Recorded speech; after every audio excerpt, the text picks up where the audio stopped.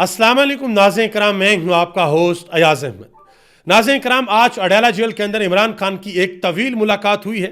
ये मुलाकात तकरीबन 2.5 घंटे तक जारी रही। इमरान खान ने मुलाकात की है अपने वकील बैरिस्टर सलमान सफदर के साथ। मुलाकात का हुक्म सुप्रीम कोर्ट ऑफ पाकिस्तान की जानब से दिया गया। हुक्म यह था कि बैरिस्टर सलमान सफदर अडयाला जेल जाएंगे, जाकर इमरान खान से मुलाकात करेंगे और सिर्फ मुलाकात ही नहीं करेंगे बल्कि इमरान खान के सेल को भी विजिट करेंगे और मुलाकात करने के बाद सुप्रीम कोर्ट ऑफ पाकिस्तान के अंदर एक रिपोर्ट जमा करवाई जाएगी जिसमें यह बताया जाएगा कि अडयाला जेल के अंदर इमरान खान किन हालात में कैद हैं, इमरान खान के सेल की क्या सूरत हाल है, इमरान खान की सेहत कैसी है और बाकी सारे के सारे मामलात कैसे हैं। तो बैरिस्टर सलमान सफदर की आज एक तवील मुलाकात हुई है। तकरीबन 2.5 घंटे तक ये मुलाकात जारी रही और मुलाकात के बाद बैरिस्टर सलमान सफदर अडयाला जेल से रवाना हो चुके हैं। अडयाला जेल के बाहर पाकिस्तान तहरीक इंसाफ के कारकुनान आज बहुत बड़ी तादाद के अंदर जमा हुए। इमरान खान की फैमिली भी आई। पाकिस्तान तहरीक इंसाफ की जो सीनियर क़यादत है वो इस वक्त बहुत ज़्यादा परेशान है। ऐसा महसूस होता है कि वो एक खौफ के अंदर मुब्तला है। स्पेशली कल जब सुहेल खान अफरीदी की एक वीडियो सामने आई जिसमें देखा जा सकता है कि सुहेल खान अफरीदी एक कंटेनर का मुआयना कर रहे हैं जिसके ऊपर लिखा हुआ था आज़ादी या मौत, और सुहेल खान अफरीदी ने वाज़ह तौर पर यह पैगाम दिया कि वो जो मेरे हाथ बंधे हुए थे कच्चे धागों से वो मैं किसी भी वक्त तोड़ दूंगा, क्योंकि पाकिस्तान तहरीक इंसाफ के जो कारकुनान हैं, जो वर्कर हैं, जो सपोर्टर हैं, जो इमरान खान के जानने और चाहने वाले हैं, वो एक ही चीज़ की डिमांड कर रहे हैं कि इमरान खान को रिहा करवाने के लिए आप लोगों के पास क्या लाहे-अमल है, क्योंकि 8 फरवरी का एहतजाज भी गुजर चुका है और आगे रमज़ानुल मुबारक का महीना है, उस महीने में तो एहतजाज हो नहीं सकता। तो छोटी ईद के बाद एहतजाज की कॉल आ सकती है और हो सकता है कि अगले एक हफ्ते में तारीख का ऐलान कर दिया जाए। अब इस पे भी जो सोने पर सुहागा हुआ है वो ये हुआ है कि जुनैद अकबर खान की एक ऑडियो लीक होगी जिसमें उन्होंने खुलकर बताया कि उनको पार्लियामेंट के अंदर बोलने नहीं दिया जाता। वो बात करना चाहते हैं लेकिन उनको रोका जाता है। उन्होंने वाज़ह तौर पर इशारा दिया कि पाकिस्तान तहरीक इंसाफ के अंदर ही डरपोक और बुज़दिल लोग हैं जो कंप्रोमाइज़ कर चुके हैं। सुहेल खान अफरीदी के बारे में भी बहुत से लोगों की राय थी कि शायद वो भी अच्छे बच्चे बन गए हैं, वो उनकी भी एस्टेब्लिशमेंट के साथ बातचीत हो चुकी है और वो भी शायद इमरान खान के नज़रिए के ऊपर उस तरीके से ना चल सके जैसे वो पहले चल रहे थे। लेकिन आज सुहेल खान अफरीदी ने एक अहम तरीन मुलाकात भी की है और आज उन्होंने एक बयान भी जारी किया है जिसके बाद बहुत से लोगों को यह जवाब मिल गया है कि हालात व वाक़यात किस तरफ जाएंगे। आगे आ जाए जी, एक और बड़ी खबर है, इसकी तफसील आपको बताता हूं। खबर यह दी है, बल्कि बात की है, दावा किया है, एक ख्वाहिश का इजहार किया फैसल वावड़ा ने। उन्होंने हामिद मीर के शो के अंदर कहा है कि अगर पाकिस्तान को ठीक करना है, अगर आप ये चाहते हैं कि यह मुल्क ऐसे ऊपर जाए तो 500 सियासतदानों की बलि देनी पड़ेगी, यानी कि इनको उड़ाना पड़ेगा। अब इस हवाले से तफसीलात मैं आपके सामने रखता हूं कि वो 500 सियासतदान कौन कौन हो सकते हैं और क्या वो जो 500 लोग हैं उसमें एस्टेब्लिशमेंट का हिस्सा भी है, अदलिया का हिस्सा भी है या नहीं है, क्योंकि ये सवाल पूछा गया। हामिद मीर ने कहा कि उन 500 लोगों में से दूसरी साइड में भी लोग हैं या नहीं है, तो आगे से उन्होंने जवाब दिया। ये सारी की सारी चीज़ें आपके सामने रखने के लिए जा रहा हूं और आखिर में एक और खबर आपको बताऊंगा। सोलर सार्फिन के ऊपर हुकूमत ने बाकायदा तौर पर एक बहुत बड़ी कंडीशन लगा दी है। एक ऐसी कंडीशन लगा दी है कि शायद लोग अब वापटा को बिजली बेचना बंद कर दें। लोग खुद मुख्तार बनेंगे, बैटरीज लगाएंगे और अपनी बिजली खुद स्टोर करके अपने घरों के अंदर खुद इस्तेमाल करेंगे। ये सारी तफसीलात आपके सामने रखने के लिए जा रहा हूं। गुजारिश करूंगा कि वीडियो को लाइक करके चैनल को सब्सक्राइब कर दें ताकि इंफॉर्मेशन का सिलसिला आप लोगों तक पहुंचता रहे। नाज़रीन किराम, सबसे पहले नंबर पे एक अहम तरीन और बड़ी खबर है। यह खबर दी है पाकिस्तान के सीनियर सहाफ़ी आमिर मतीन ने। उन्होंने कहा जी 19 फरवरी को डोनाल्ड ट्रंप ने बोर्ड ऑफ पीस की जो मीटिंग है वो कॉल कर ली है। पाकिस्तान को इसकी दावत दे दी गई है कि आपने बोर्ड ऑफ पीस की मीटिंग के अंदर बैठना है और पाकिस्तान जाने को तैयार है। उन्होंने कहा कि याद रहे कि हमारे अलावा इस मीटिंग के मुतल्लिक़ किसी भी, यानी जो मीटिंग होनी है इसके मुतल्लिक़ किसी भी मुल्क ने अभी तक हामी नहीं भरी। उन्होंने कहा कि हम नहीं जानते कि कौन जा रहा है और कौन नहीं जा रहा और ना ही इस मीटिंग के एजेंडे के बारे में किसी को पता है। उन्होंने कहा कि इस मीटिंग के ऊपर बहुत से सवालिया निशान हैं क्योंकि हम इसराइल को तस्लीम नहीं करते और यूनाइटेड नेशन के अंदर भी जब इसराइल के वज़ीर आज़म बेंजामिन नेतन्याहू आते हैं तकरीर करने के लिए तो पाकिस्तान का वफद वॉकआउट कर जाता है। अब अगर हम किसी ऐसी मीटिंग के अंदर बैठते हैं जहां पर पाकिस्तान के वज़ीर आज़म शहबाज शरीफ भी हूं, जहां पर इसराइल के वज़ीर आज़म नेतन्याहू भी हूं, तो उन्होंने कहा कि इसका मतलब यह होगा कि बिलवास्ता ہم انہیں تسلیم کرنے کے لیے جا رہے ہیں۔ تو دیکھتے ہیں کہ حکومت اس حوالے سے کیا جواب دیتی ہے، آیا یہ جائیں گے یا نہیں جائیں گے، کیا حالات و واقعات ہوں گے۔ آگے آ جائیں جی، سلمان کمراجہ نے پاکستان تحریک انصاف کی قیادت کے ساتھ آج ایک انتہائی اہم پریس کانفرنس کی ہے۔ ان سے سوال پوچھا گیا لانگ مارچ کے حوالے سے کہ کیا آپ لانگ مارچ کرنے کے لیے جا رہے ہیں۔ سہیل خان افریدی کی ویڈیو تو آ گئی یا کنٹینر تو تیار ہو گیا، اور شاد کھٹک نے بھی کہہ دیا کہ کسی بھی وقت ہم کنٹینر کے اوپر بیٹھ سکتے ہیں، اور ہماری جو لیڈ ہوگی، جو ہمیں لیڈ کریں گے، جو ڈرائیونگ سیٹ کے اوپر ہوگا، وہ سہیل خان افریدی ہوں گے۔ تو سلمان کمراجہ نے آج بڑے واضح الفاظ کے اندر کہا، انہوں نے کہا کہ ہم بالکل لانگ مارچ کر سکتے ہیں، لیکن ہم یہ سمجھتے ہیں کہ اگلے چند دن یا چند ہفتے انتہائی اہم ہیں۔ اس نظام کو ہوش کے ناخن لینے چاہیے، اپنی ہار کو تسلیم کرنا چاہیے اور عمران خان کی جیت کو مان لینا چاہیے۔ انہوں نے کہا کہ ایسا نہ ہوا تو ہر لاہ عمل اپنایا جا سکتا ہے۔ انہوں نے کہا کہ انگریز سے آپ نے آزادی کیسے حاصل کی؟ لانگ مارچ تو تب بھی ہوتے تھے اور انگریز سامراج کھڑا ہو کر دیکھتا تھا، وہ کہتا تھا کہ ان کا حق ہے یہ لانگ مارچ نکالیں، یہ سڑکوں کے اوپر چلیں۔ انگریز سامراج لوگوں کو گولی نہیں مارتا تھا، ان کو نشانہ نہیں بناتا تھا۔ یہ باتیں سلمان کمراجہ نے آج کی ہیں۔ انہوں نے کہا کہ اس زمانے میں بھی نہ گولیاں چلتی تھیں، نہ مقدمے ہوتے تھے، نہ گرفتاریاں ہوتی تھیں، اور نہ ہی لوگوں کو پابند سلاسل کیا جاتا تھا۔ یہ باتیں انہوں نے آج کی ہیں۔ مزید ان سے یہ سوال ہوا کہ کیا کوئی بیک ڈور رابطے آپ کے ہو رہے ہیں؟ کیا پس پردہ کوئی ڈیل آپ کی چل رہی ہے؟ انہوں نے کہا کہ ہمارے کسی سے کوئی بیک ڈور رابطے نہیں ہیں۔ عمران خان نے ہمیشہ کہا ہے کہ وہ اصول کی بنیاد پر بات کرنے کو تیار ہے۔ اصول یہی ہے کہ پاکستان کی عوام کا جو ووٹ ہے وہ مقدم ہے۔ اگر کوئی یہ سمجھتا ہے کہ 8 فروری کا الیکشن بھول جاؤ تو یہ عمران خان کبھی بھی نہیں کریں گے۔ عمران خان اپنے مینڈیٹ کو کبھی بھی اس کے اوپر کوئی کمپرومائز نہیں کریں گے۔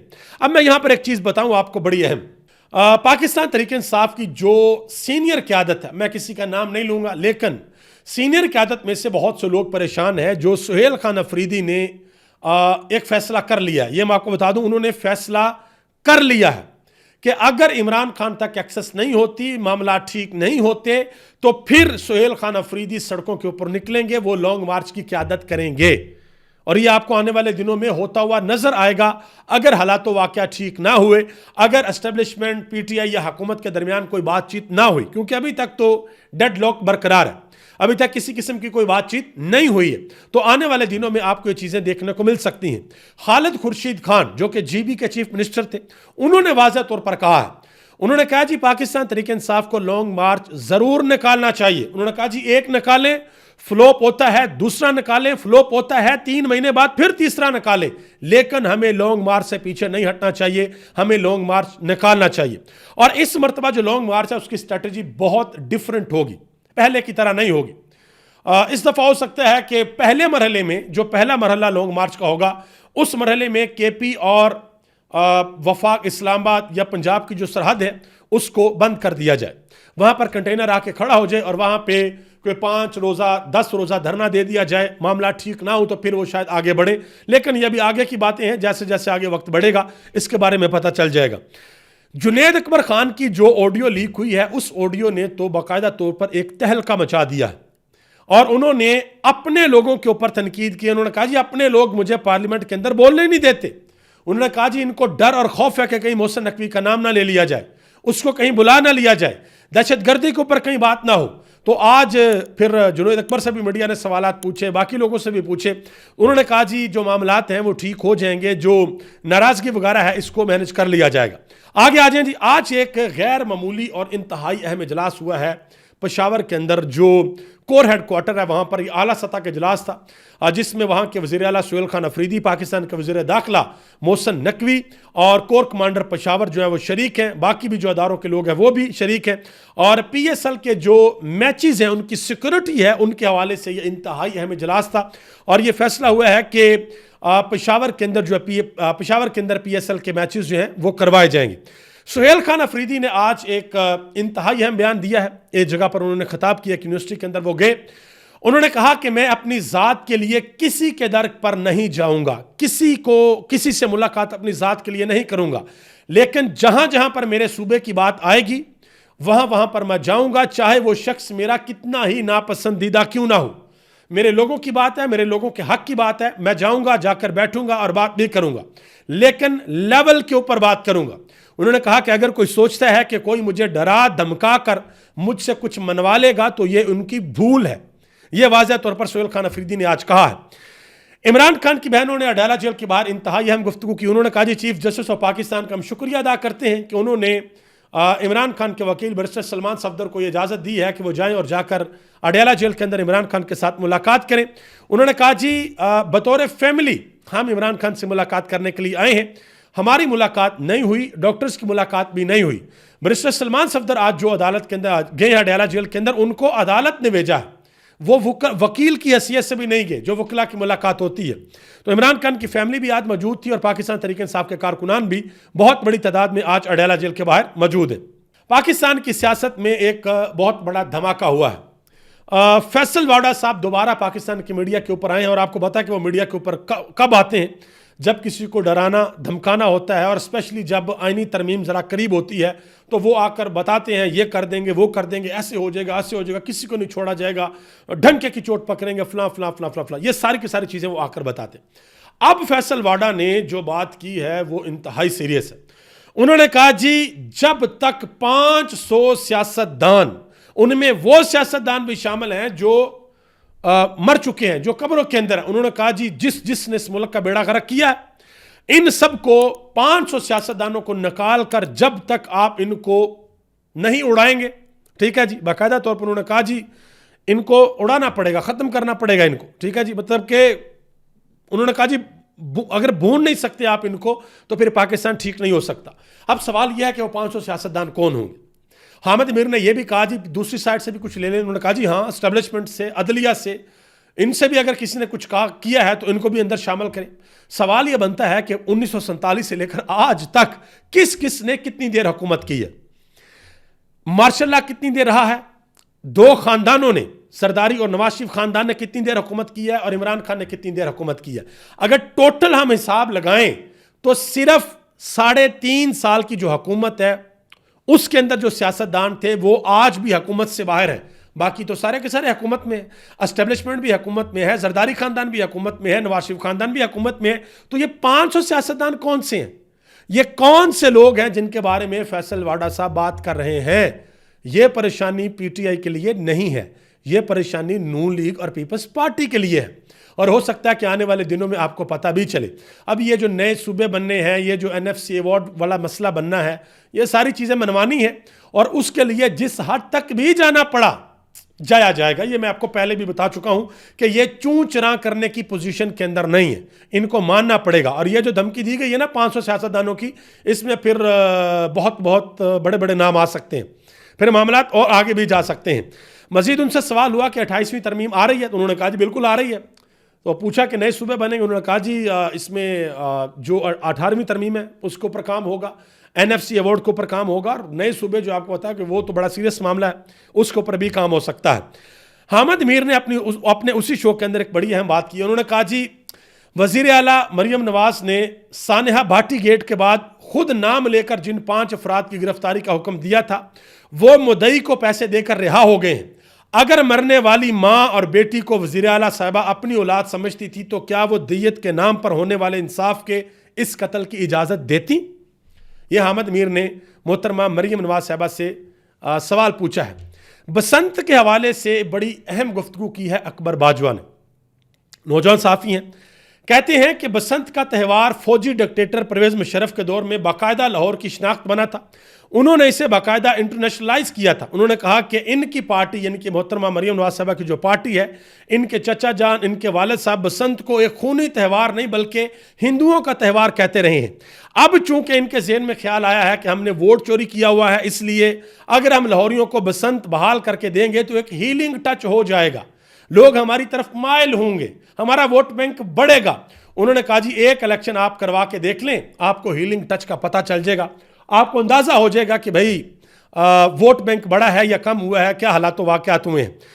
اسد طور انہوں نے ایک اہم ترین بات کیا. وہ کہتے ہیں جی میں 3 دن لاہور کے اندر میں نے گزارے ہیں, بہت سے لوگوں کے ساتھ میری ملاقات ہوئی ہے. لوگوں کے جذبات عمران خان کے لیے انتہائی مخلص ہیں. وہ مریم نواز اور اس کو مسلط کرنے والوں کے خلاف نفرت اور غصے میں بہت شدید ہیں. انہوں نے کہا کہ چاہے یہ سونے کے چمچ سے پنجاب کے لوگوں کو خیر بھی کھلائیں, پھر بھی جو خیر کھا کر جو چمچ ہے وہ پنجاب کی عوام منہ پر مارے گی. انہوں نے کہا کہ عمران خان اس قوم کے دل کی دھڑکن ہے اور عمران اور عوام کی ضد بن چکا ہے. انہوں نے کہا کہ اگر یہ لوگ خود کو پاپولر سمجھتے ہیں تو کروا لیں الیکشن. نواز شریف سمیت ان کا کوئی بھی شخص کونسلر بننے کے قابل بھی نہیں ہے. انہوں نے بات کی. اور میں یہاں پر ایک چھوٹی سی چیز آپ کے سامنے رکھتا ہوں. قاسم خان سوری جو کہ اسمبلی کے اندر ڈپٹی اسپیکر تھے, وہ ملک سے باہر ہیں کافی دیر سے. ان کے بارے میں خبر آئی تھی کہ وہ اوبر چلا کر اپنا گزارا کر رہے ہیں.